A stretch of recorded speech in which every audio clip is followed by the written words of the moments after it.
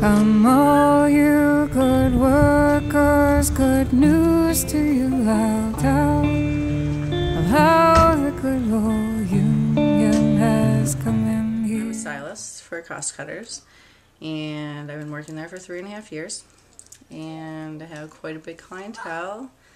And we just recently got a new policy where of our total service sales that we make for the company, we have to have 15% of that be retail.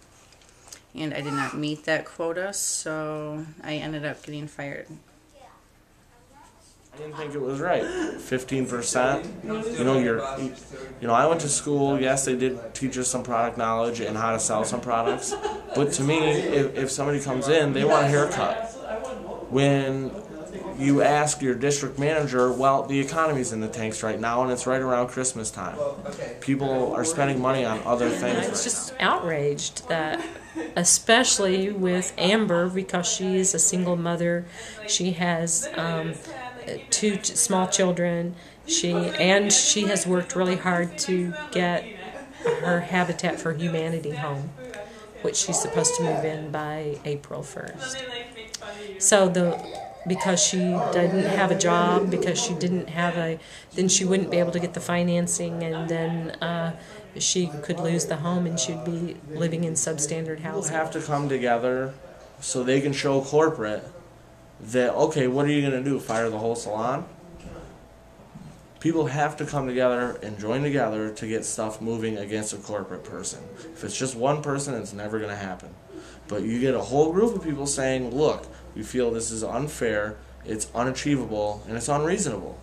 I think you'll get a lot more action than just sitting there and taking it. I don't think anybody should feel like they're being threatened to lose their job to do something, to sell product in a down economy. They went in depth about the unions. Like, if even one person decided they wanted a union in our salon and everybody else didn't, just because they had that one person wanting it, everybody would have to have one. So I didn't understand why that would have to happen. I would think that would have to be the majority. I had to watch this pro non-union video, a couple videos. It was all of a sudden out of nowhere. It was like late July or August sometime. They set up this mandatory meeting. And everybody had to be there. If we weren't there, we would lose our job. It was a no-call, no-show. So of course everybody goes. I mean, it's a meeting, you know, everybody goes whether you like it or not, whether you have the day off, whatever. We go and watch videos, and then one by one after the video is there, they explain to you, well, you don't have to sign this, but if you don't sign it, you're in jeopardy of losing your job. And it's nice how they always use that statement. So you're pretty much threatening me with my job, my livelihood, if I don't do what you want me to do. So that's like putting a gun to somebody's head. Well, if you don't sell these drugs, we're going to kill you. If there's any injustice that's happening, you know, it just rises up inside of me that you can't, how can you treat people that way? And especially people that are, you know, living below the poverty line, and especially people who have children, and especially women that are struggling to get themselves to a better place.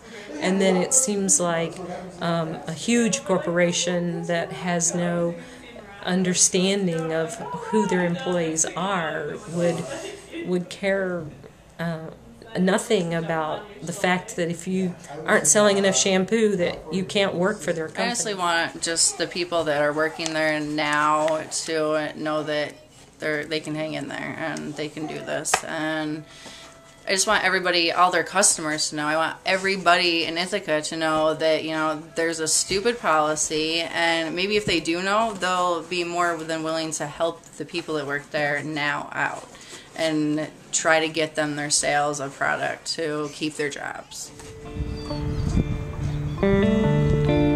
Come all you good workers, good news to you I'll tell of how